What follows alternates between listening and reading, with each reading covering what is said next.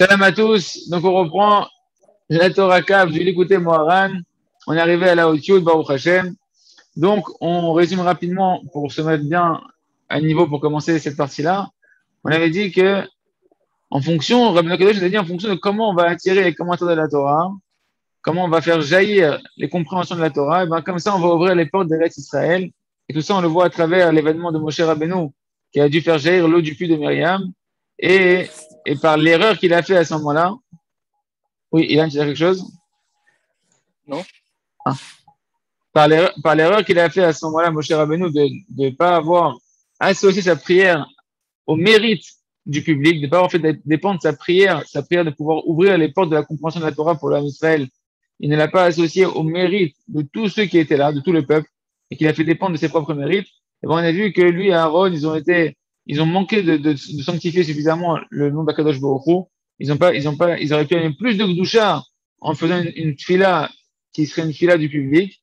Et vu qu'ils n'ont pas fait ça, ça leur a empêché de rentrer en Eretz Israël. Alors, Rabbeinu nous dit donc, de là, on apprend un grand principe que les portes d'Eretz Israël, elles s'ouvrent en fonction de comment, de quelle qualité on va, quelle est la qualité de la manière dont on va faire attirer sur nous les commentaires de la Torah, les compréhensions de la Torah, quel type de prière on va faire avant d'étudier pour attirer sur soi la Torah. Et plus ça va être une prière qui va honorer Hachem et faire grandir le kavod Hachem, la Kedusha Kadosh Baruch Hu, à travers le fait qu'on va s'associer à tout le Ham Israël, et c'est une fila du Rabbim, et plus à ce moment-là, on va ouvrir les portes d'Israël. Et on a dit, qu'est-ce qui se passe quand on va prier maintenant en réalité? Quand on va prier, cette prière-là va créer des malachim. La Torah, chaque lettre de Torah que l'on va comprendre et qu'on va faire des chidushim quand on va expliquer la Torah avec la compréhension qu'on aura obtenue grâce aux prières qu'on aura fait, et bien, chaque lettre, elle va créer des malachim, elle va créer des anges, des forces spirituelles, qui vont faire quoi, ces anges spirituels? On va voir que ces anges spirituels qui vont être créés par l'étude de la Torah, qui provient de la prière qu'on aura fait sur la Torah, ils vont avoir pour fonction d'aller combattre tous ceux qui empêchent de rentrer en Eretz Israël. Tous les obstacles qui nous empêchent de rentrer en Eretz Israël. Et comme on a vu que dans la Moussa Brachot, c'est marqué qu'il y a trois choses qu'on ne peut acquérir que par les souffrances, que c'est inévitable de passer par des souffrances pour les acquérir, Eretz Israël, la Torah et le Lamavar. Et on avait vu que Eretz Israël, Rabbi nous avait donné un chidouche, c'est que l'essentiel des souffrances qu'on a pour rentrer en Eretz Israël, par lesquelles on doit passer pour obtenir Eretz Israël, c'est de passer à travers ceux qui vont dire de la shnara, ceux qui vont dire des mauvaises paroles, ceux qui vont nous refroidir de rentrer en Israël, qui vont faire comme les Meraglim, exactement le même sujet, comme ça s'est passé à l'époque de Moshe Rabbeinu, c'est une indication pour les générations jusqu'à nous, Mashiach, non, que pour entrer en Israël, on va passer par l'épreuve des Meraglim. Attention, les Meraglim, c'était pas des petits enfants de cœur, c'était des tzadikim, c'était des grands de chaque tribu, tous des tzadikim, tous des Anshe Shem, des gens de grande renommée. Et c'est eux qui ont incité le peuple à ne pas rentrer en Israël et d'avoir fait des discours et des paroles du mensonge sur les restes Israël, des paroles de mensonge qui ne représentaient pas la vérité des restes Israël pour refroidir le Israël de rentrer en Israël. Ça, c'est des souffrances qui nous empêchent de rentrer en Israël.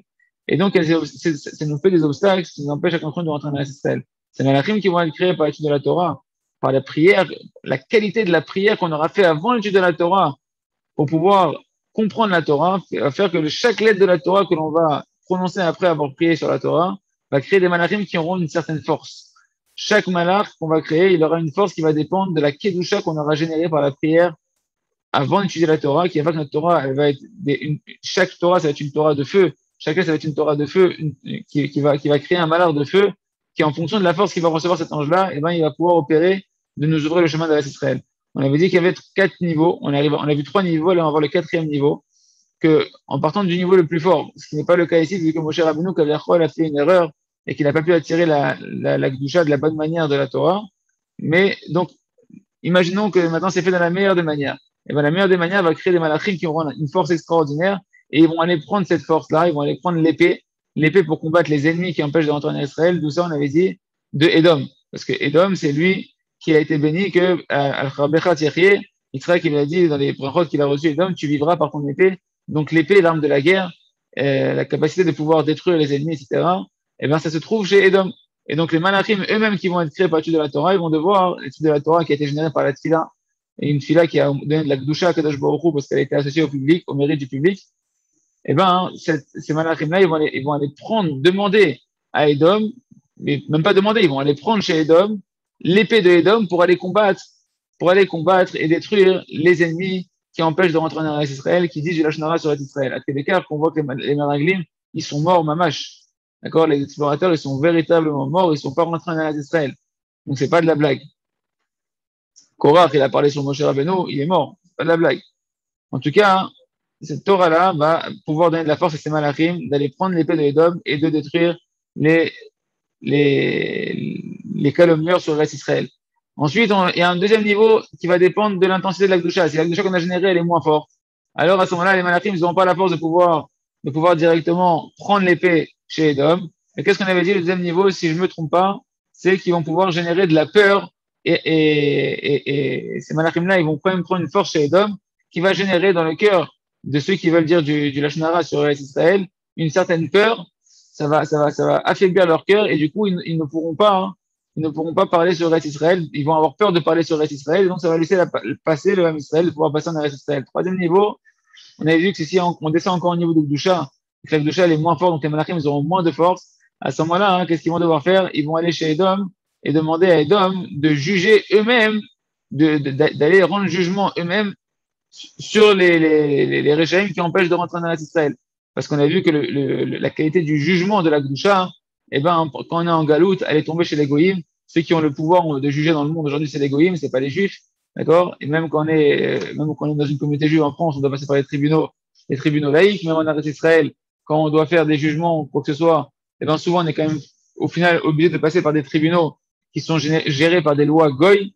D'accord? Donc le jugement, bien que les goyim, même eux, leur jugement, tout leur système juridique, il est basé sur la Torah, d'accord? Et ben, parce que le béaba du code de loi, c'est les 10 commandements quand même. Mais c'est parce que le qualité du jugement est tombé chez les goyim. Les goyim, ils ont donc, c'est eux qui ont la capacité de juger et de pouvoir trancher et de rendre la justice. Or ici, on veut rentrer en Eretz Israël. Et maintenant, il y a des réchaim qui font obstacle. On n'a pas la force de pouvoir les combattre nous-mêmes parce que la Torah qu'on a fait n'était pas une Torah suffisamment de Gdusha, une prière qui avait suffisamment de Gdusha au préalable. On n'a pas la force non plus de pouvoir générer de la peur dans le cœur des calomnieurs sur Israël, d'attendrir leur cœur et de leur donner un sentiment de peur qui va les empêcher de parler. Alors, on demande à Edom, les malachim vont demander à Edom, les malachim qui sont créés par les lettres de la Torah, vont demander à Edom d'aller eux-mêmes juger ces réchaïm-là et de rendre justice afin qu'ils nous laissent passer en Eretz Israël Kaviachol et qu'on puisse rentrer en Eretz Israël. Et donc ça c'est le troisième niveau que l'on a vu. Boker Tov.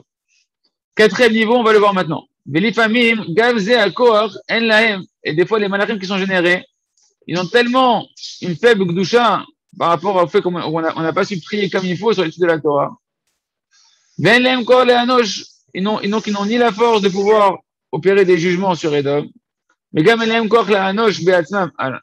Ils ont pas la capacité de pouvoir les punir eux-mêmes. Velo leanosh bedinem. Ni de les punir par les jugements des goyim. Vélo la vie bilvavam.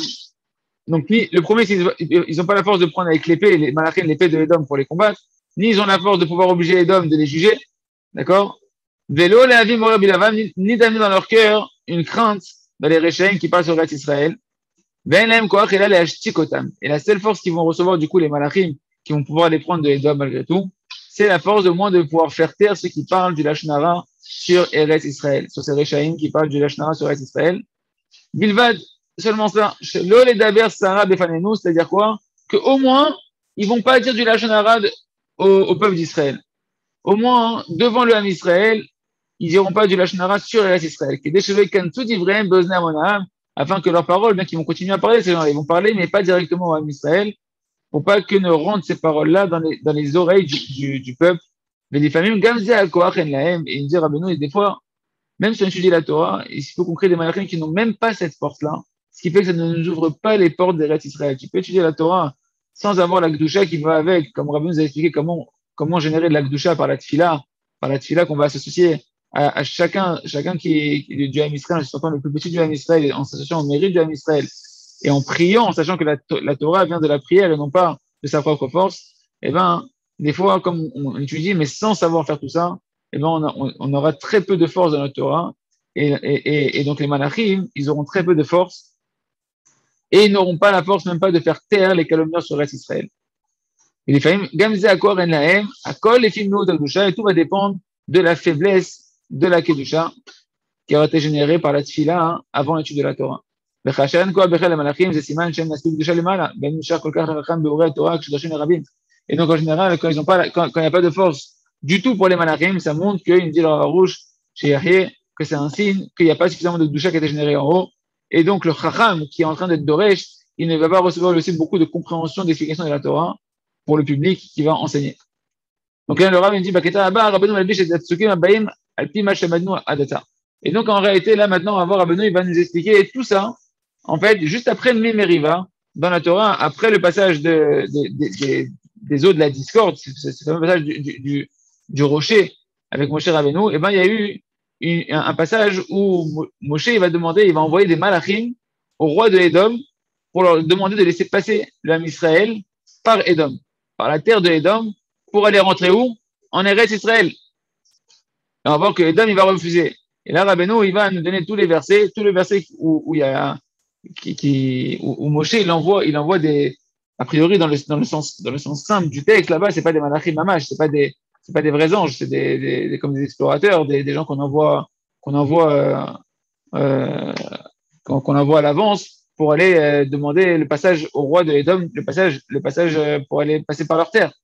Mais Rabbeinu va nous expliquer tout ça qu'en réalité, on parle de vrais malachim, on parle vraiment du processus que Moshe était censé générer par le fait de faire sortir l'eau du rocher en lui parlant et non pas en le tapant, en priant, en faisant dépendre de sa prière des mérites du Ham Israël, et non pas en faisant dépendre sa prière de ses propres mérites. D'accord? Et bien, on va voir que tout ça, c'est marqué dans les versets. Exactement ici, on va voir comment Rabbeinu va nous décrypter de manière merveilleuse ces versets-là.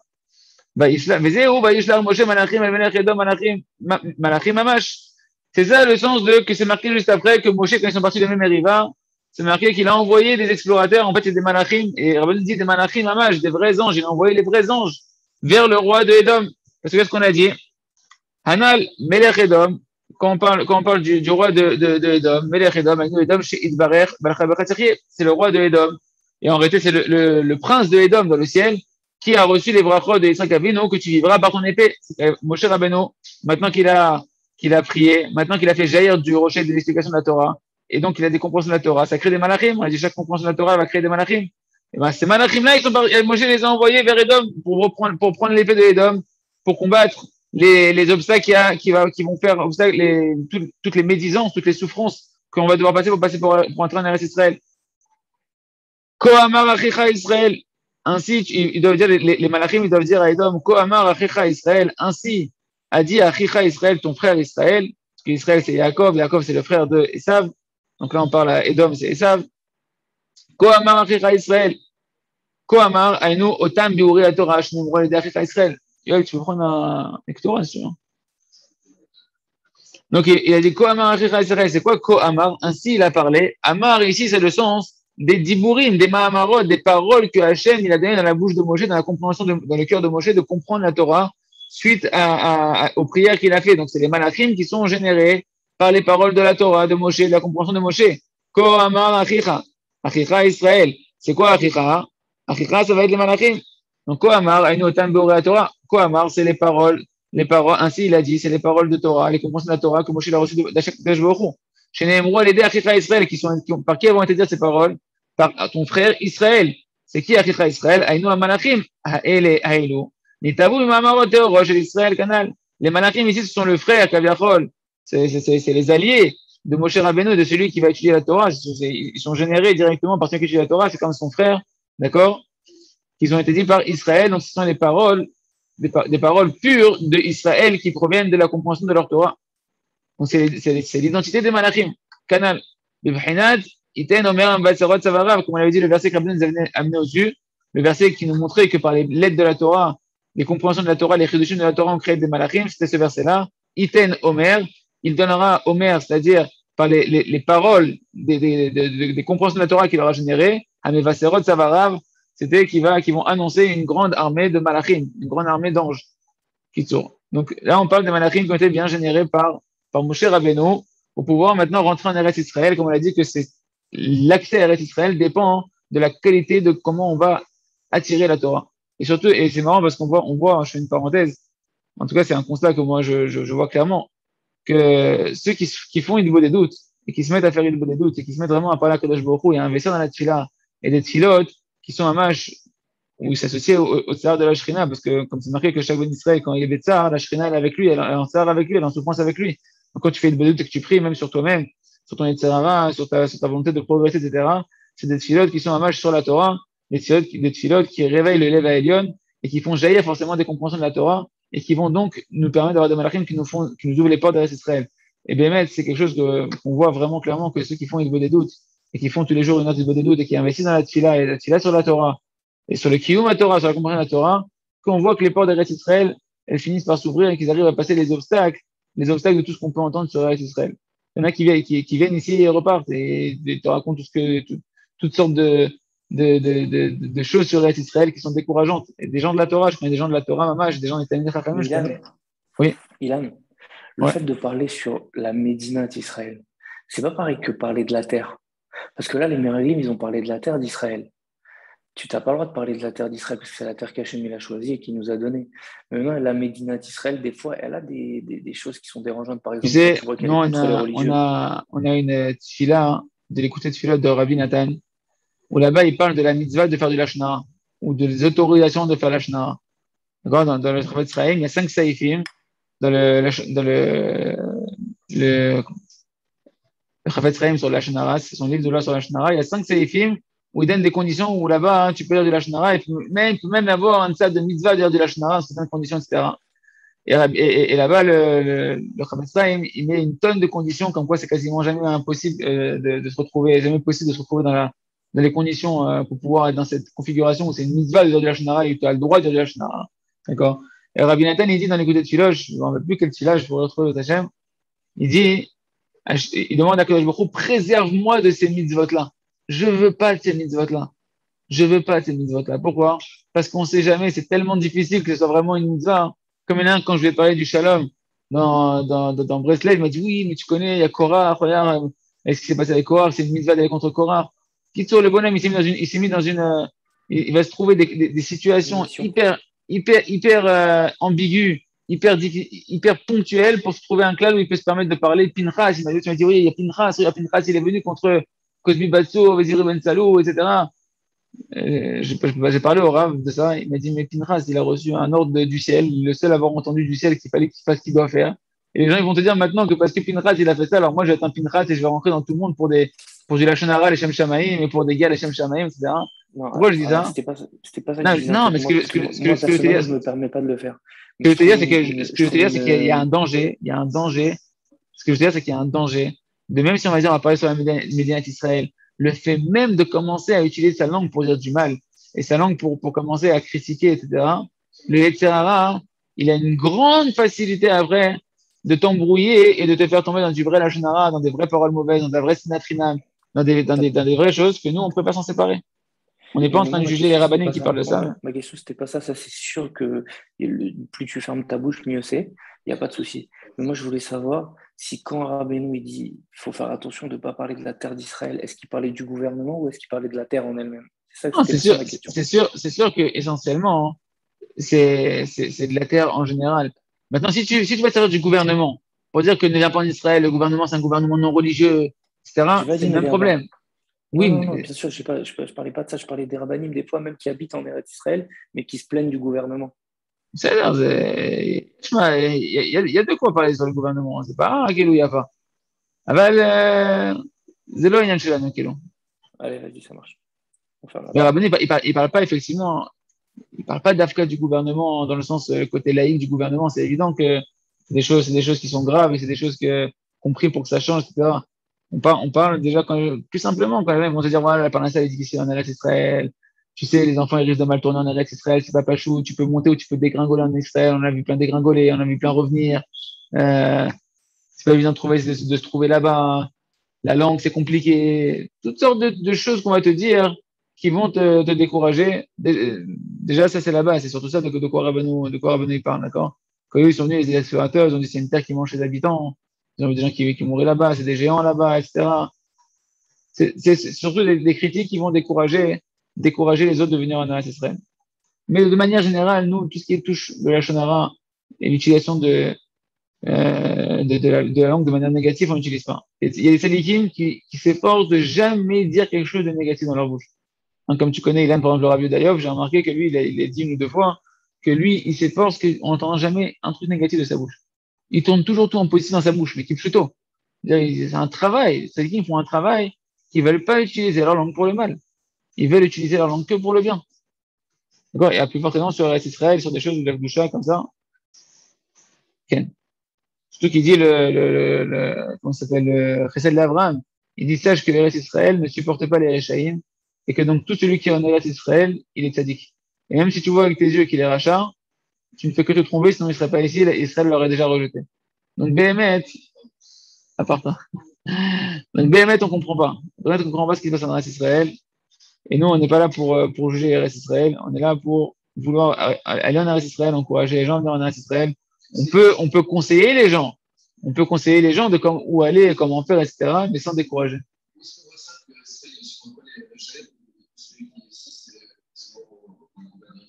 C'est marqué plusieurs fois dans la Torah que si jamais tu te comportes avec comme les nations qui étaient là avant toi, les 7 peuples qui étaient là avant toi, alors la terre elle va te rejeter. D'après ce qu'on comprend, c'est que ça doit être assez rapide quand même. C'est pas si quelqu'un il est rachat, s'il est vraiment rachat, ou chez toi, la terre elle accepte pas. Et même c'est marqué dans le schéma Israël. Dans le schéma Israël. En fonction de comment tu vas faire la Torah et Mitzvot, tu vas recevoir la terre de Israël, c'est marqué tout de suite là-bas. À la fin du deuxième paragraphe, c'est marqué qu'en fonction de comment tu vas accomplir la Torah et les Mitzvot, la terre va s'ouvrir, tu vas avoir la pluie, tu vas avoir l'abondance, etc. Et sinon, Chas de Shalom, c'est le contraire. On parle de la terre physique, c'est lié. Tu peux pas être en Israël véritablement, physiquement, dit le Chesed Abraham, si spirituellement tu n'es pas adéquat à la terre de l'Israël. On ne comprend pas avec nos yeux, et il dit, si tu vois avec tes yeux que c'est pas comme ça, c'est tes yeux qui savent pas voir. Okay. Il y a un niveau extraordinaire dans la Israël, c'est un niveau qui l'a pas shoot. Le Rabbeinu Ver est à Esbia chez le Malachim. Donc, Rabbeinu nous explique l'explication de ces Malachim chez Nishlecho et des Moshe, les Melech Edom, donc ces Malachim qui ont été envoyés par Moshe au roi d'Edom. Et comme ça, ils vont lui dire les Malachim, et disons, on va voir les 4 niveaux des Malachim, les 4 niveaux de Gdusha des Malachim. Ata Yadata, Edatela Hashem Etzatanu, Vayirdu, Avotenu Mitzrayim. Et toi, tu sais tout ce qui nous est arrivé depuis qu'on est sorti, que nos ancêtres ils sont descendus en Égypte. Ata Yadata, c'est quoi toi, tu sais? Daika Lada, Daika Kekol Anashim Aliado. Ata Yadata, c'est quoi Yadata? C'est les prénoms du Da'at, c'est la dimension du Da'at. Pourquoi? Parce que tout ce qu'on est descendu en Égypte, tout ce qu'on est puni, toutes les punitions qu'un homme tombe, c'est que parce qu'il tombe au niveau du Da'at. D'accord? Qu'il tombe au niveau de la conscience d'Akadosh Baruch Hu, qui va être lié au niveau du Brit. Et qu'en fonction de combien un homme il va travailler son Da'at, de savoir que tout vient d'Akadosh Baruch Hu, il pourra réparer son Brit. D'abord, d'être lié à Akadosh Baruch Hu et tenir dans les mœurs. Et plus une personne va endommager sa conscience d'Akadosh Baruch Hu, et plus elle va tomber dans les mœurs et tout ce qu'on est descendu nous en Égypte. Et donc, il nous dit, Daika Kol Anashim Aliado. Toutes les punitions d'un homme, toutes les punitions d'un homme, elles viennent du fait qu'un homme il est tombé du Da'at. D'accord? Il est tombé du Da'at, et c'est Da'at-là qui nous amène quand on tombe du Da'at, de la conscience d'Hachem, ça amène à toutes les avérotes d'Hachem, dont la faute d'Adam Arishon, qui a mangé du Etz Da'at, Tovara, et que quand il s'est trompé au niveau du Da'at, il a fait un kilkul au niveau du Da'at, il a endommagé la conscience d'Akadosh Baruch qu'il aurait dû recevoir, et l'ordre qu'Hachem lui avait donné, et il est tombé dans un gamme abril, que pendant 130 ans, il s'est séparé de sa femme, il a eu du Zera Levatala, la pollution nocturne, ça a créé en tout cas, des essais de sainteté qui sont tombés en Égypte, qui fait que nous, on a dû descendre en Égypte pour réparer le Brit et réparer le Da'at, vu qu'on va recevoir après la Matan Torah, Ata Oreta la Da'at. Voilà, toi, tu as vu, pour comprendre et pour recevoir le Da'at, la conscience d'Hachem de la Torah, que tout ça, c'est le processus de la réparation d'Adam Arishon. En tout cas, ici, c'est marqué, Ata Yadata, toi, tu sais, tout ce que nos ancêtres, ils ont vécu, d'accord, depuis, et qu'on a dû descendre en Égypte. Ata Yadata, nous dit Rabbeinu, Daika, qui colle Nashim Aliado, chez Melech Edom, qui est Biado, Takeli Acherev, Amanisha, Lifaim Israël. D'où Edom, il a la force de nous frapper.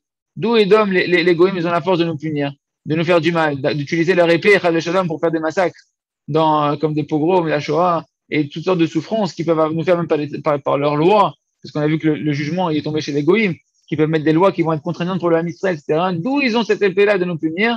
C'est parce qu'on est tombé du Da'at, on est tombé au niveau du Brit. Biprat Galut Mitzrayim. Et en particulier l'exil d'Égypte. En particulier l'exil d'Égypte. Shayal Gamabrit Kayadoua, d'où elle provient l'exil d'Égypte.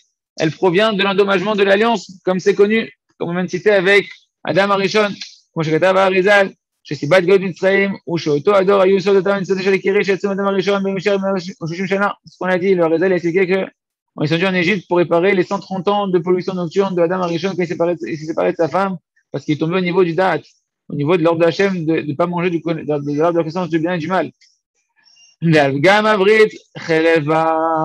Et sur l'endommagement de l'alliance, eh ben, il y a l'épée vengeatrice, comment on dit, l'épée vengeuse de Edom qui vient faire des shalom sur le Ham Israël, que Dieu nous en préserve. Prinat, Cherev no Kemet, c'est une épée qui vient venger, Nekambrit, elle venge l'endommagement de l'alliance. Comme ça, c'est marqué dans Vaïkra. Cherev no Kemet Nekambrit, une épée vengeuse qui vient venger l'endommagement de l'alliance. Parce que comme on a vu dans la Torah 7 du Likutei Moharan, et dans la Torah 2 du Likutei Moharan, on a vu surtout que le quart du klish, surtout de la Torah 2 du Likutei Moharan, le quart du klé zayin du ish israéli, c'est la tfila. Et que la tfila, on peut l'obtenir par le tikkun avrit, c'est l'essentiel de l'arme de chaque juif. Nous a dit Rabbeinu et Rabbi Nathan, nous a expliqué qu'on parlait de chaque juif, pas que du Mashiach. L'essentiel de l'arme du Mashiach et de chaque juif, c'est la tfila. Et que la tfila, il dit là-bas Rabbeinu dans la Torah 2 du Likutei Moharan, qu'on ne peut l'obtenir que par le tikkun avrit. Que lorsqu'on va réparer son brit, on pourra obtenir l'épée de la tfila. Et donc, si jamais, on a endommagé son brit, donc on a endommagé la dimension de l'épée, et ben, ça réveille l'épée vengeuse de Edom qui vient nous ramener dans le droit chemin par le côté de la métadine, de la rigueur, vu que les sages, ils représentent la métadine. D'accord?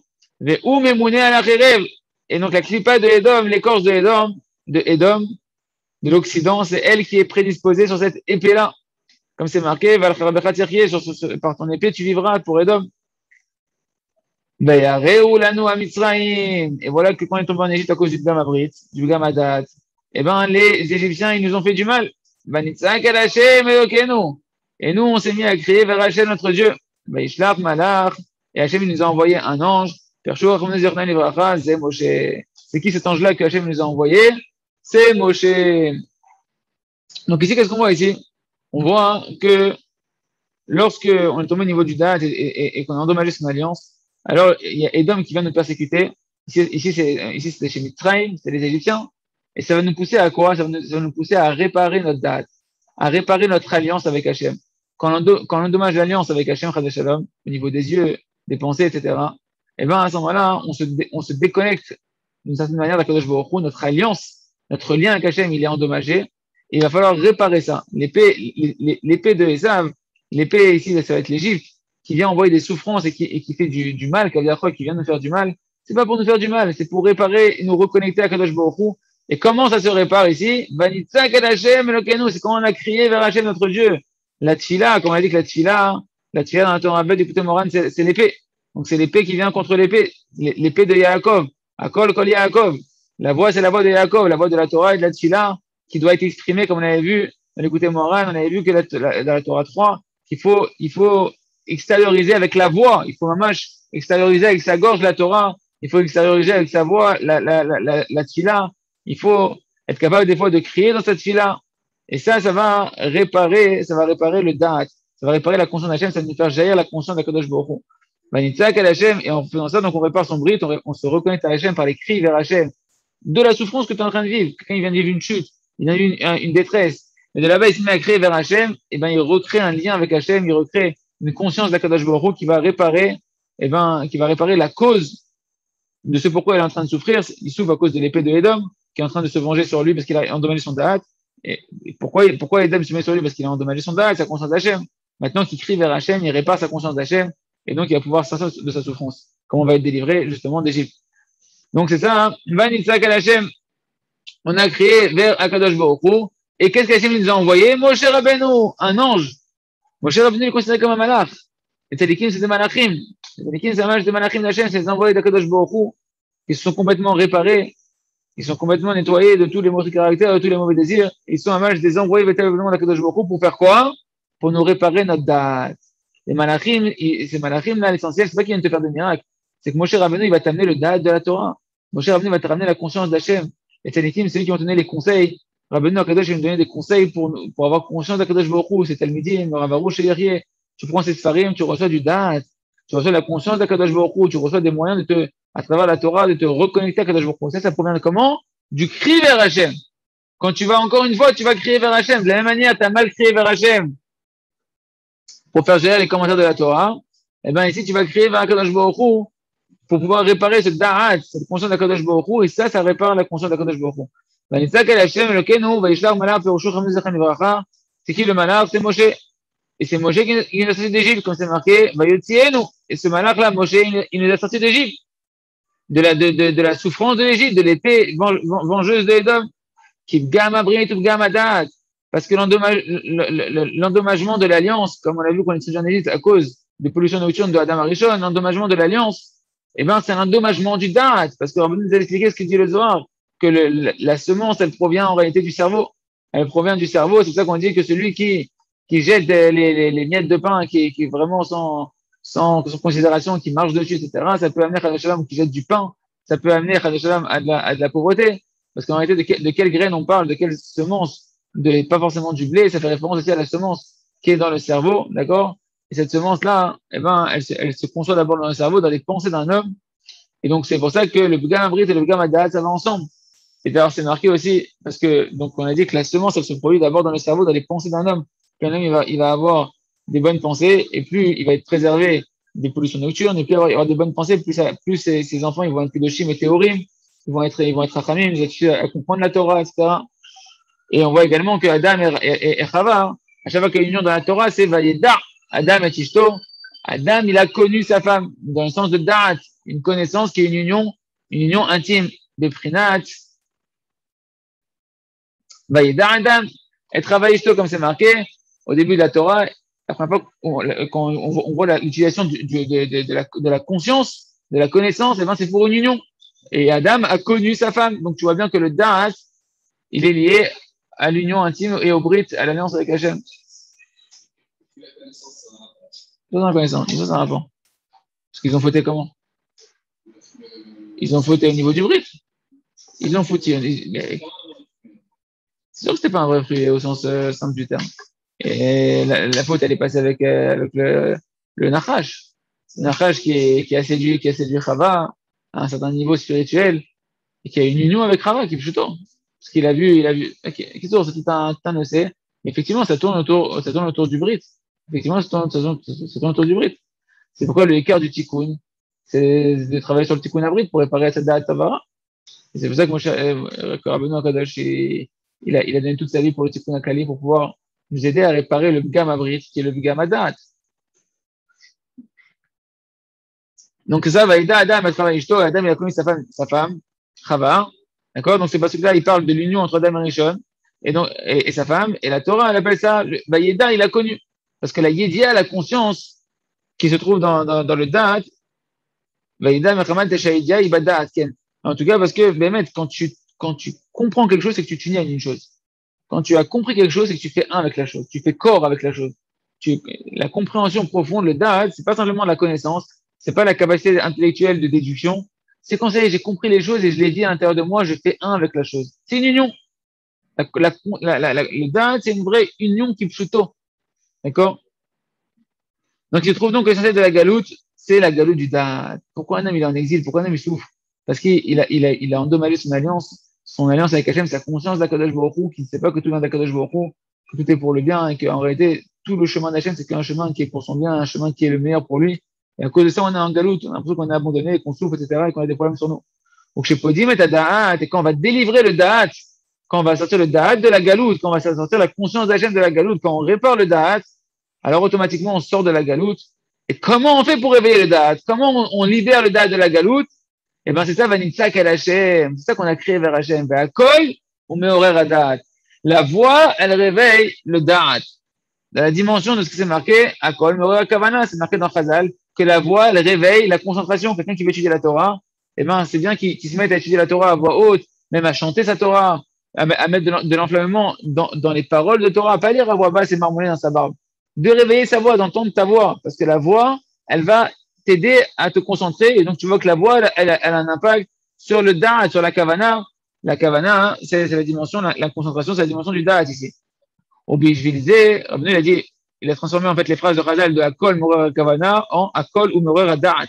La voix, elle va réveiller le da'at.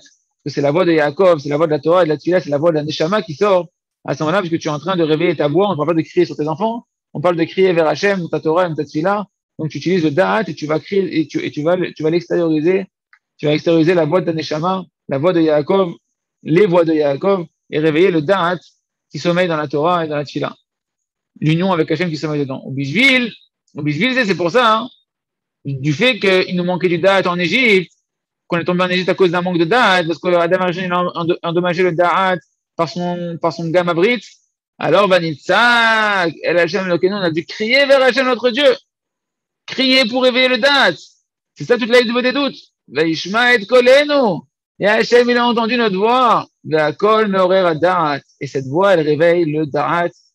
Ve'az, Vaishlach, Malach, Ze Moshe, Prinat Da'at. Et c'est ça, il a envoyé un ange, Hachem, en réponse à notre cri en Égypte. C'est qui cet ange-là? C'est Moshe Rabbeinu. Moshe Rabbeinu, c'est lui qui représente le Da'at, c'est lui qui représente la conscience de Kadosh Baruch Hu, la conscience de la Torah. C'est Moshe qui nous a amené la Torah, c'est Moshe qui nous faisait la transmission des paroles d'Hachem, de nous comprendre les messages divins, qu'est-ce qu'Hachem veut de nous. C'est par Moshe que tout le Da'at, notre lien avec Hachem, y passe. Moshe est en réalité le connecteur de notre âme à Kadosh Baruch Hu. Donc il est le chibour, il est le lien avec Hachem. Alors on a dit que le Da'at, c'est un lien, c'est une union. Moshe, c'est lui qui est le connecteur, qui est le Da'at, qui nous permet de nous unir à Kadosh Baruch Hu. Parce que Moshe, il était Anav Beshlemous, il avait une humilité totale. D'accord? Et la Chorma, le Da'at, la Chorma, la sagesse, elle dépend de l'humilité. Comme c'est marqué à Chorma, Me'aïn Timatsé, la sagesse, d'où tu vas la trouver? D'où, c'est pas d'où, c'est Me'aïn. De la notion de néant. Quand tu sais que tu es comme un néant, que tu as transformé ton Aïn, c'est Ani. Ani, c'est les mêmes lettres que Aïn. Toujours se rappeler que Ani, Aïn, c'est les mêmes lettres. Ani, c'est moi, et Aïn, c'est je n'existe pas, c'est le néant.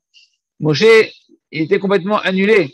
Banachnouma, qu'est-ce qu'on est? On n'est rien, il n'y a pas de Anou. Nous, Ani, il n'y a pas de Ani.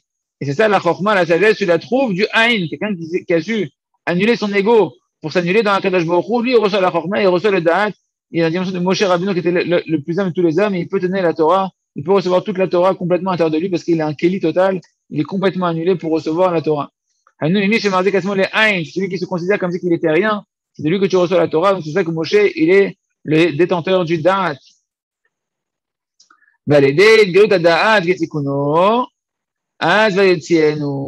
Et par le fait qu'on a dévoilé, on a libéré, on a pu sortir complètement le Da'at et le remettre en fonction, vu que Moshe a pu venir, après qu'on a crié, qu'on a réveillé notre Da'at, on a crié dans notre chilote vers Hachem pour sortir de notre détresse. Hachem nous a envoyé Moshe Rabbeinu, donc ça a réveillé le Da'at, ça a réveillé l'accès à Moshe Rabbeinu.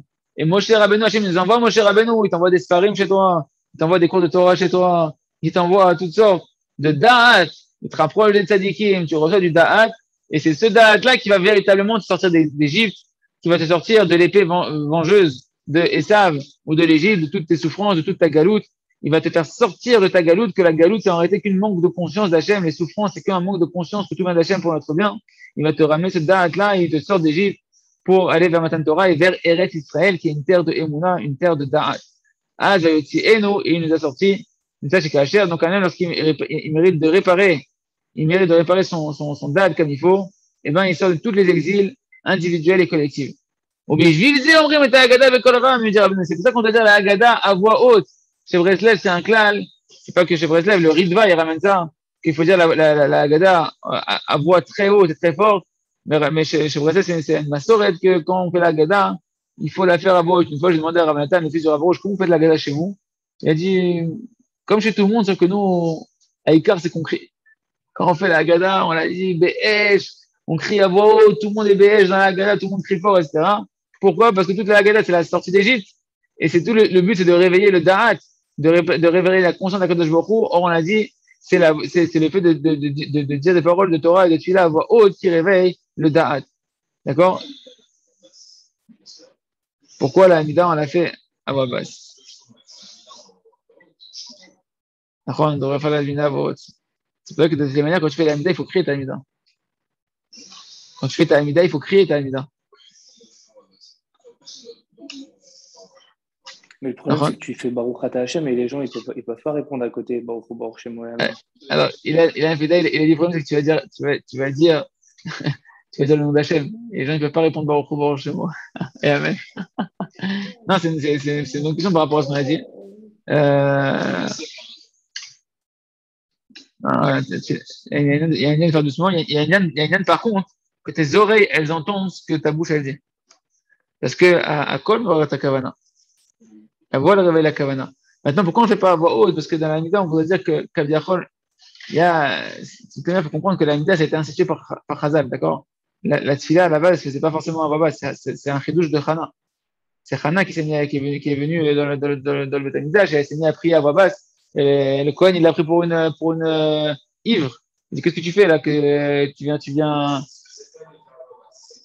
n'existait pas.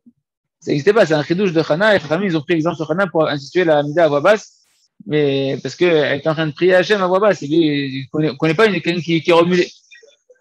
C'est un lien de Kaviachol, de mémoire, ce que je me rappelle, c'est que c'est un lien que si tu fais à voix haute la Mida, comme si Akadosh Baruch Hu, il n'entend pas ce que tu dis à voix basse.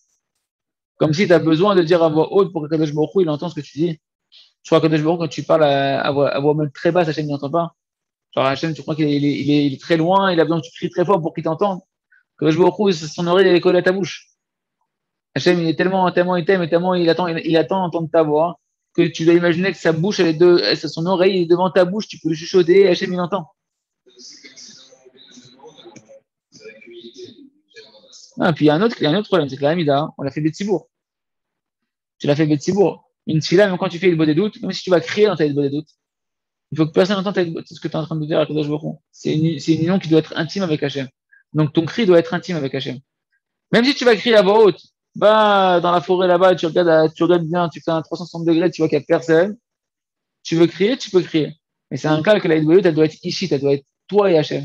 Si maintenant toi tu te mets à crier, alors tu attires tous les regards sur toi, tu n'es plus avec Hachem. Tu comprends? Et ça, c'est une réponse plus limite encore par rapport même à la Hitbolut et la Nida, que le cri, ça doit être surtout un cri du cœur. D'accord? Et que bien qu'on peut crier à voix haute, mais le lien de crier, c'est de crier de tout son cœur vers Kadosh Baruch Hu. Comme on a vu dans l'écoute moine que le cri, justement, dans la tfila, dans la nida, il redresse le cœur. Il permet d'avoir de la hirachamim, de redresser le cœur, de ramener la simcha. Ouais, de crier de tout son cœur. Tout son cœur, d'accord? Après, si tu as une opportunité d'être dans un endroit seul où tu peux crier à voix haute, Kamatov. Mais si jamais tu cries, t'imagines un Tibour, tout le monde crie sa Hamida, etc., c'est spécial. Maintenant, dans la tfila, il y a quand même une idée de tzok, c'est-à-dire que, on voit chez les chassidim qu'il y a des moments où il y a de la hitlavout et tzokim, quand on fait kaddish chez Merabah, il faut crier de kol kocho, tout le monde crie de toutes ses forces. Maintenant, la Hamida, c'est très ishi. La Hamida, c'est pas des louanges collectives, c'est censé être normalement des prières individuelles. Ok, on a tous le même texte, mais normalement, chacun dans ce texte-là, il doit retrouver son histoire individuelle, ses demandes individuelles. La Hamida, elle doit se travailler à un point que normalement, cette fila, c'est une fila, plus une fila que tout le monde c'est la même. Ma tfila, c'est ma tfila à moi, et disant, je mets mon histoire, je mets mes besoins, je mets mes demandes personnelles dans ma Hamida, et à ce moment-là, je crie vers Hachem mes choses qui sont personnelles avec Kadosh Baruch Hu. Si je les dis à voix haute, alors à ce moment-là, c'est plus personnel, ça devient. Milan. Ouais. Ouais. C'est deux choses complètement différentes. La Haggadah, c'est tu te racontes une histoire à toi-même. Le but, c'est de Kol Amarbé, machin, de rajouter, de rentrer dans les détails, de se souvenir de machin. D'accord. La Haggadah, la Hamida, c'est des bakashot, c'est des demandes. Oui, mais là, j'ai complètement zappé la Haggadah. Parce qu'en fait, Yoel qui est là, il a parlé surtout de toute la notion qu'on a dit qu'il faut crier vers Hachem, etc. et tout, dans la Tila, dans la Hitbodedou, etc. Alors, on devrait faire pareil dans la Hamida. J'ai zappé la Haggadah. Je ne suis même pas rentré dans ma tête dans le côté de la Haggadah où on l'a fait à voix haute, en criant, etc. Mais t'as raison. C'est pas du tout pareil. La Haggadah, c'est pas quelque chose d'ici, c'est pas quelque chose de personnel où tu es en train, ce qu'il dit sera croyant, et c'est pas du tout dans la Haggadah en train de faire des déclarations personnelles à Kadosh Baruch Hu qui sont intimes. C'est au contraire, c'est des louanges à Kadosh Baruch Hu, on proclame quelque chose que tout le monde connaît déjà. D'accord? Mais le Ikar, c'est d'être dans une notion de Tseaka. Ok? Donc c'est pour ça qu'on dit la Haggadah à voix haute. Ok? Et c'est même, ok, qui a Géoula, Aïta, à l'école. Parce que la Géoula, la délivrance, elle s'est passée par la voix. Beprinat, Vaishma, Beprinat, Vaishma, et Kolenu, que c'est marqué Hachem, il a entendu notre voix, précisément notre voix. Et c'est pour ça que on l'appelle justement la Haggadah, Haggadah, les Orot al-Tikkun Abrit, pour faire référence à la réparation de l'alliance, Beprinat, Vayaged Lachem et Berito, comme c'est marqué, Vayaged, c'est un verset qui parle de la Torah, qui parle du fait qu'Hachem, il nous a rentré dans l'alliance avec lui à travers la Torah, et c'est marqué comment là-bas? Vayaged lachem et berito. Il vous a raconté, il vous a sensibilisé par son alliance, il vous a raconté, il vous a dit son alliance à Kadosh Baruch Hu. Donc on voit le mot Agada, qui est lié ici à la notion de Brit, à l'alliance, qui est lié à la Torah, qui est le Da'at. Et c'est ça tout le but de la Agada, c'est de nous amener du Da'at pour nous sensibiliser à nous recréer l'alliance avec Hachem. Pourquoi je dis le mot sensibiliser? Parce que mon Rav Zechon Livracha, le Rav Rahim Adjaj, il dit toujours que la Agada, c'est du mot did. Did, c'est les nerfs en hébreu. Et donc, en réalité, c'est devenir, les nerfs, ils ont une des fonctions des nerfs, c'est de sensibiliser, d'avoir la sensation. Et donc, la Agada est là pour te ramener la sensation spirituelle, de sensibiliser la Neshama de chacun, et en particulier des enfants et des générations à venir, pour être dans l'alliance avec Hachem, dans le Da'at, Akadosh Baruch Hu. בפסוק זה מופיעים המילים אגדה וברית, למדך שעל ידי שאומרים את האגדה בקול, זוכרים את תיקון הברית. Pour te dire que, donc, pourquoi dans ce verset-là, tu as le mot Vayaged et Brit, et quand tu dis la Agada à voix haute, d'accord, tu vas la raconter à voix haute, et ben, ça va réparer le Brit.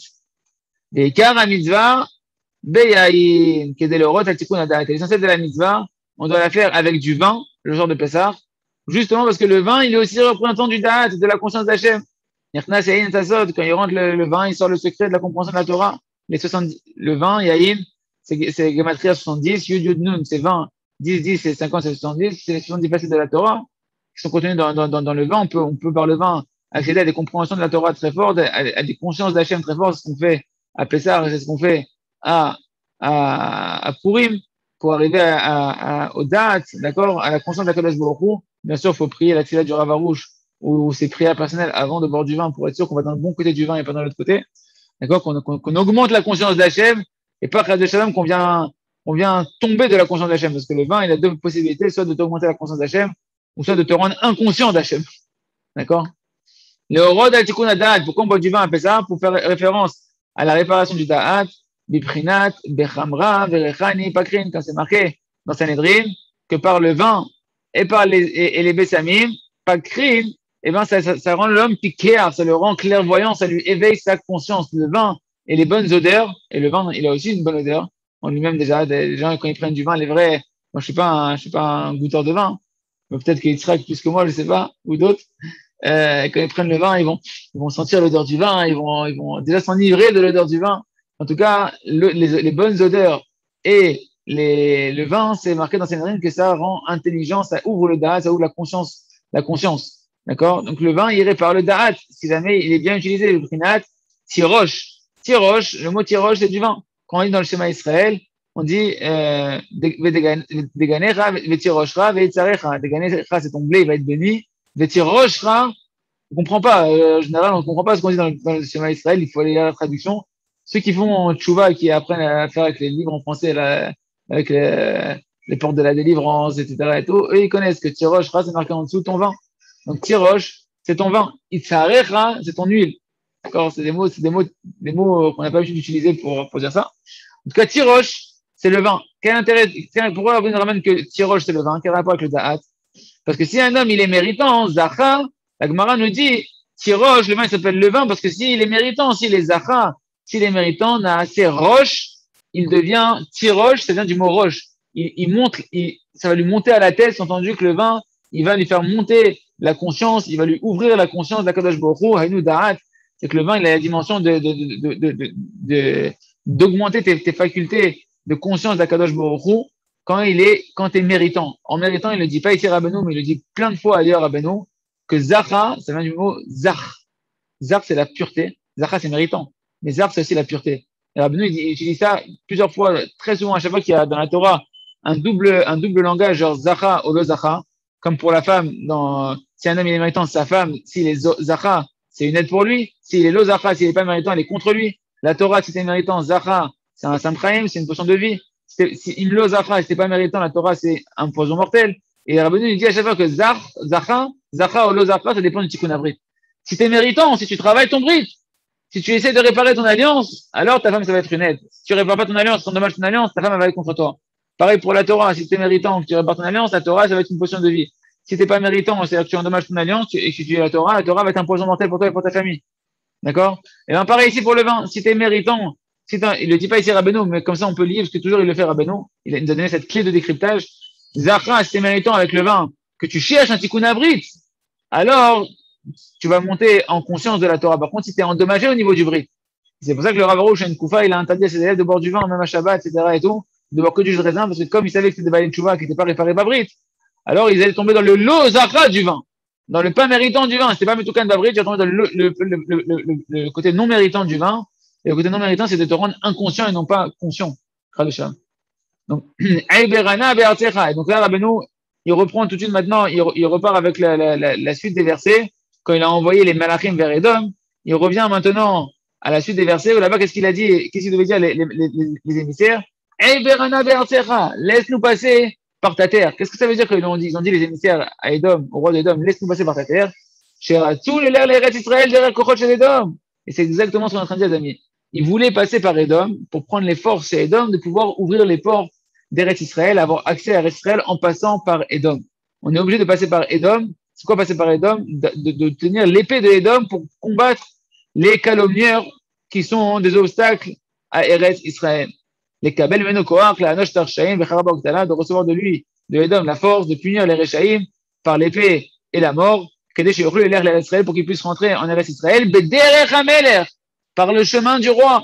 C'est qui le roi ici? Comme dans la Megillat Esther, Malko Shel Olam, par le chemin du roi du monde, qui nous a demandé de rentrer en Eretz Israël. On ne veut pas le Ratzin Hashem de rentrer en Eretz Israël, de rentrer en Eretz Israël. On doit passer par toi, Edom.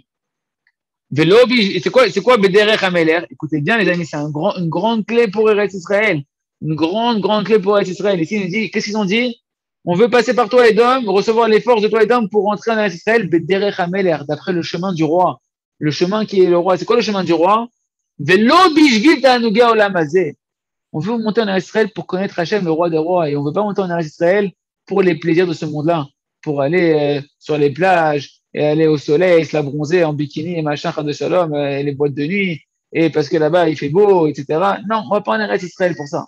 On va en Eretz Israël pour connaître le roi du monde, pour aller retrouver, être dans le palais du roi, être mamash à Yerushalayim, c'est encore plus le palais du roi, c'est que tu rentres vraiment dans la chambre du roi, d'accord?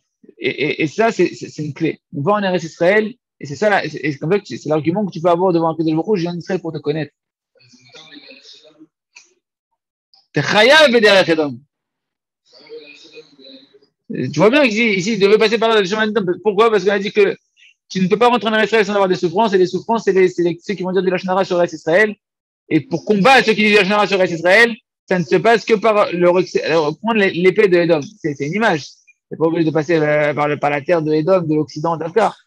D'accord? C'est quelque chose de spirituel. Ouais. Ouais, je vois pas du tout le lien entre les choses que tu dis, en fait. Ah, Mechila. Tu fais bien de le dire. En Eretz Israël, tu dois repasser par Edom.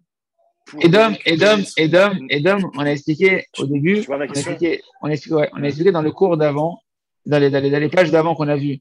Et dans le début du Shiur, dans le début du Limoud, on a expliqué que l'essentiel des souffrances qu'a dit la Gemara pour entrer en Eretz Israël, c'est ceux qui utilisent de la Lashon Hara sur Eretz Israël. Comment je vais les combattre? Comment je vais les repousser? Comme les Meraglim, qu'il a fallu attendre qu'ils meurent, les Meraglim. Les Meraglim, j'ai vu un commentaire qui dit qu'il a fallu attendre qu'ils meurent pour rentrer en Eretz Israël. Ce qui est plutôt parce que c'est des vrais obstacles pour entrer en Eretz Israël. Ceux qui ont été contaminés par le Lashon Hara sur Eretz Israël sont devenus des obstacles, ils ont dû mourir avant de rentrer en Eretz Israël. Comment on les combat spirituellement? Eh bien, il faut une épée. L'épée de la guerre, la notion de combattant, c'est Esav qui l'a reçu. C'est la bracha de Esav, c'est la bracha de Edom. Donc, quand on parle maintenant de passer par Edom, c'est pas que je vais aller en terre de Edom, je vais aller aux States, je vais aller je sais pas où, n'importe, je vais dire, oh, je vais rentrer en Israël, je vais passer par ici, c'est pas ça. C'est que quand maintenant on va étudier la Torah, qu'on va faire le travail de Moshe Rabbeinu qu'il a fait, c'était le travail pour rentrer en Eretz Israël, ce qui fait qu'il n'est pas rentré en Eretz Israël, qui est l'étude de la Torah, faire gérer les compréhensions de la Torah. D'accord? Les compréhensions de la Torah qui nous permettent de connaître Akadosh Baruch Hu, et que ça, il devait le faire par la tfila. La tfila avec, comme on a expliqué, s'associer au public, etc., il va dépendre des mérites du public, etc. Ça va créer que quand il va étudier la Torah, toutes les compréhensions qu'il va avoir, ça va créer des malachim. Et ces malachim-là, ils vont avoir une force de combattre les oppositions, les opposants à Eretz Israël, ceux qui disent la Shonara sur Eretz Israël. Comment ils vont avoir cette force-là? En allant prendre l'épée chez Edom. Ouais, je pense que c'est le point de connexion que tu as dû zapper. La force des malachim, la Kedusha qu'on va générer, que les malachim vont être forts, c'est-à-dire quoi? Qu'ils vont être forts pour avoir de la force d'aller chez Edom et prendre les armes à Edom. Est-ce qu'ils vont réussir à prendre l'épée de Edom directement? Est-ce qu'ils vont devoir juste obtenir de Edom de pouvoir faire peur dans le cœur de ceux qui disent la Shnara, pas qui disent la Shnara? Est-ce qu'ils vont obtenir ces malachim-là à la force de pouvoir juste faire qu'ils vont juger que Edom, ça va passer que par Edom, il va avoir un jugement qui va tomber par les goïms, par les lois des nations, en tout cas, par les tribunaux non juifs, qui vont tomber sur ces gens-là pour qu'ils arrêtent de parler sur Israël, ou est-ce que juste ça va donner la force qu'ils vont arrêter de parler? Tout ça, c'est ce que les malachim que tu auras générés par la Torah et par la prière que tu auras fait sur la Torah, ils vont recevoir la force d'aller chez Edom pour recevoir des armes pour combattre les oppositions et ouvrir le chemin de Israël en combattant ceux qui disent Yoshna sur Israël. Est-ce que c'est clair?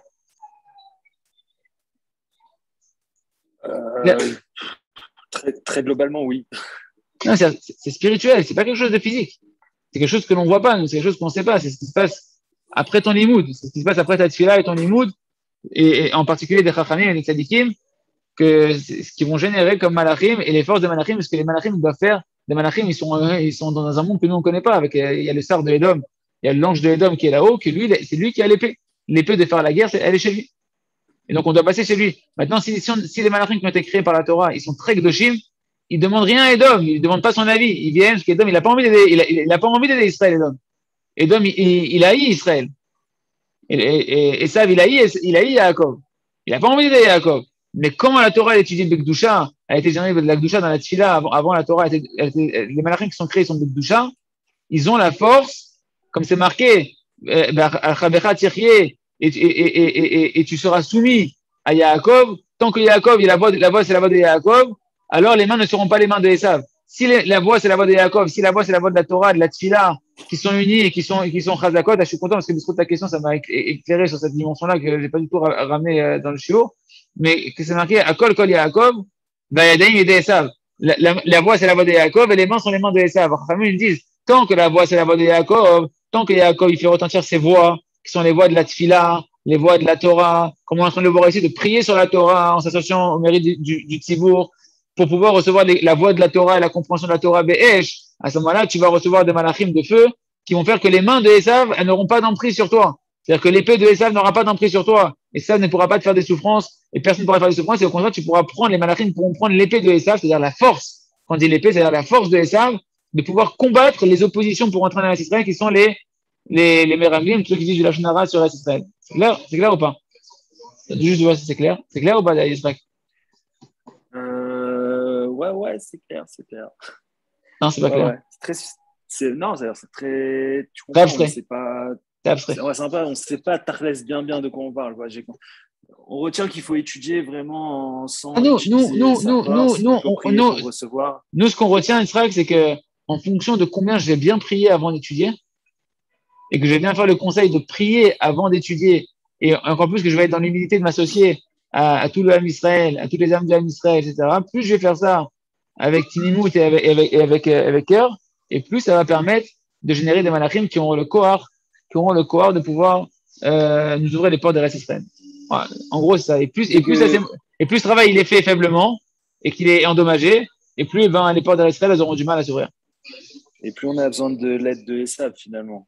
Et plus on a besoin de l'aide de Esav, exactement. On est dépendant de Esav, on est dépendant que les nations elles nous fassent des courbettes, des machins, etc. C'est pas Pachout ce que tu dis que c'est forcément pas physique.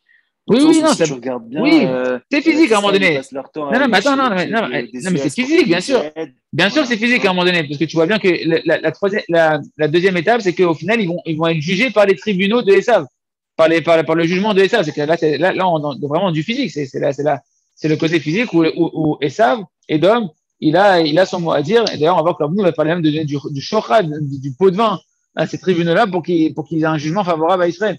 Donc, à un niveau bas, on est obligé de passer par Esav, physiquement, effectivement. Mais au niveau élevé, la Torah, elle peut combattre Esav à un niveau spirituel où on ne demande même pas son avis, on prend l'épée et on fait la guerre nous tout seul. Et c'est ce qui est le plus agréable, c'est quand tu dépends de personne et que Esav, on ne lui demande pas son avis. Alors, on va s'arrêter là pour les reste dans son coin. Ouais, on s'est un peu endormi sur l'écoute Moran aujourd'hui. Mechila, je laisse la place à la Gemara et on va se débrouiller pour le Chokel Mouna. Colle tout.